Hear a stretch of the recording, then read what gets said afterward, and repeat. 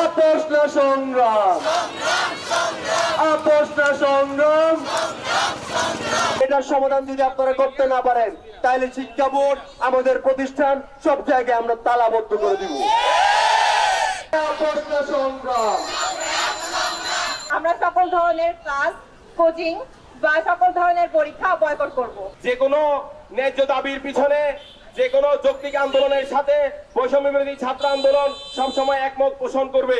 এই টাকা প্রত্যেকটা গার্জিয়ানের পক্ষে এককালীন পরিশোধ করা একটা জুলুমের মতো। বোর্ডের কাছে গিয়েছি, বোর্ড আমাদেরকে বলেছেন যে ওনারা কোনো ধরনের কোনো প্রাইভেট কলেজের উপর হস্তক্ষেপ করতে পারে না। একটা কলেজ যদি প্রাইভেট কলেজ হয়, প্রাইভেট কলেজ বলে সেটা কি কোনো জবাবদিহিতা থাকবে না? উচ্চ মধ্যবিত্ত ফ্যামিলি বা মধ্যবিত্ত ফ্যামিলি, নিম্ন মধ্যবিত্ত ফ্যামিলি এগুলো বিলং করে। সবাই যে এমন না যে অনেক বেশি টাকা আছে বলে প্রাইভেট কলেজে পড়ছে, ব্যাপারটা সেরকম না। অনেক ক্ষেত্রে দেখা যাচ্ছে অনেক নিম্ন মধ্যবিত্ত ফ্যামিলির ছেলে মেয়েকে বলা হচ্ছে এতগুলো ফর্ম ফিল আপের টাকা একসাথে যখন পরিশোধ করা সম্ভব হচ্ছে না, তাহলে তোমরা পড়াশোনা ছেড়ে দাও। এখন একজন শিক্ষার্থী যদি এককালীন সময়ে এতগুলো টাকা পরিশোধ করতে না পারার কারণে পড়াশোনা ছেড়ে দিতে হয়, এটা কোন ধরনের সিস্টেম? এখানে উপস্থিত আছে বিএস শাহিন করে, চট্টগ্রাম ক্যান্টনমেন্ট করে, ইস্পাহানি করে। প্রত্যেকটা কলেজের মধ্যে প্রায় একটা অ্যামাউন্ট এসেছে 20,000 টাকা, 25,000 টাকা, 30,000 টাকা। এই টাকা প্রত্যেকটা গার্জিয়ানের পক্ষে এককালীন পরিশোধ করা একটা জুলুমের মতো। আমরা সবাই এখানে নিম্ন মধ্যবিত্ত এবং মধ্যবিত্ত ফ্যামিলি থেকে এসেছি। আমাদের বাবার ছোট্ট একটা আয়, এই আয় দিয়ে আমাদের চিকিৎসা চালাতে হয়, শিক্ষা চালাতে হয়, আমাদের বিভিন্ন খরচ এই আয় থেকে চালাতে হয়। আপনারা যে 6টা দিন সময় দিলেন আমাদেরকে, এই 6 দিনের মধ্যে আমাদের বাবার পক্ষে 30,000 40,000 টাকা ইনকাম করা বা জোগাড় করা সম্ভব না। আপনারা জানেন এই ব্যাপারে যখন আমরা শিক্ষা বোর্ডকে জানিয়েছিলাম, শিক্ষা বোর্ড বলল এসব বিষয়ে অবগত না কিংবা তারা জানেও না। 5 আগস্টের পর থেকে আর এই অনিয়ম বাংলাদেশে চলতে পারে না, পারে না, পারে না।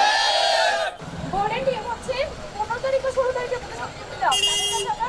সময়ও চাইলাম, তারা আমাদের সময়টুকু দেয়।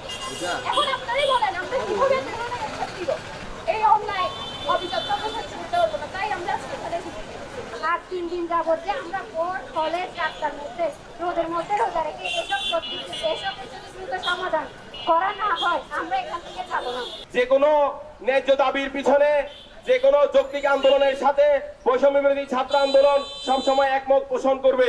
শিক্ষা বোর্ডের কাছে, শিক্ষা প্রতিষ্ঠানগুলোর কাছে জোর দাবি জানাই, আপনারা যে অতিরিক্ত ফি নিচ্ছেন, 7 থেকে 8 মাসের যে অতিরিক্ত টাকা নিচ্ছেন, সেই টাকা নেওয়া বন্ধ করতে হবে। শিক্ষার্থীদের উপর জুলুম করা যাবে না। এই শিক্ষার্থীরাই কিন্তু আপনাদেরকে স্বৈরাচার মুক্ত করতে সাহায্য করেছে। সুতরাং তাদের উপর কোন রকম জুলুম বৈষম্য বিরোধী ছাত্র আন্দোলন মেনে নিবে না, মেনে নিবে না, মেনে নিবে না। চার্টারে সিগনেচার করেছে, সেখানে সে দ্বাদশ শ্রেণীর শিক্ষার্থীদের কাছ থেকে কিভাবে এত টাকা আদায় করে, তাও আবার 17 মাস একাডেমিক সার্ভিস দিবে কিন্তু বেতন দিবে 24 মাসের। এই ধরনের বাণিজ্য, ব্যবসা, সিন্ডিকেট এই দেশে আর চলতে দেওয়া যাবে না। আমি বৈষম্য বিরোধী ছাত্র আন্দোলনের প্ল্যাটফর্মের পক্ষ থেকে এসেছি আপনাদের সাথে সংহতি জানাতে। আমি এর আগে উপদেষ্টা মহোদয়কে জানিয়েছি, মাহফুজ আলমকে, যে আমাদের শিক্ষার্থীরা এখানে আন্দোলন করছে, আপনি যথেষ্ট ব্যবস্থা নেন। উনি আমাকে কথা দিয়েছেন যে উনি মহাশির সাথে কথা বলবেন এবং আমাকে আপডেট জানাবেন। আপনারা যে জায়গায় জুলুম লিখেছেন, আপনারা যে জায়গায় অবিচার লিখেছেন, আপনারা যে জায়গায় অনিয়ম লিখেছেন, সেই জায়গায় আমরা সেই অবিচার অনিয়মের কবর দিয়ে ইনকিলাবের গল্প উপস্থাপন করবো ইনশাআল্লাহ। তারা একটা মাস লড়াই করে শেখ হাসিনার মতো বড় স্বৈরাচার এদেশ থেকে বিতাড়িত করেছে। আপনারা যদি কেউ তার পরবর্তীতে স্বৈরাচার হয়ে উঠতে চান, তবে মনে রাখেন এখানে যে ছেলেরা দাঁড়িয়ে আছে তারা বুলেটের সামনে আবু সাইদের মতো বুক পেতে দিয়ে দাঁড়িয়ে যাবে, তবু আপনাদেরকে স্বৈরাচার হয়ে উঠতে দিবে না। যদি আমাদের এই দাবি বা আমাদের এই সমস্যাটা অতি দ্রুত সমাধান না করা হয়, আমরা সকল ধরনের ক্লাস, কোচিং বা সকল ধরনের পরীক্ষা বয়কট করব।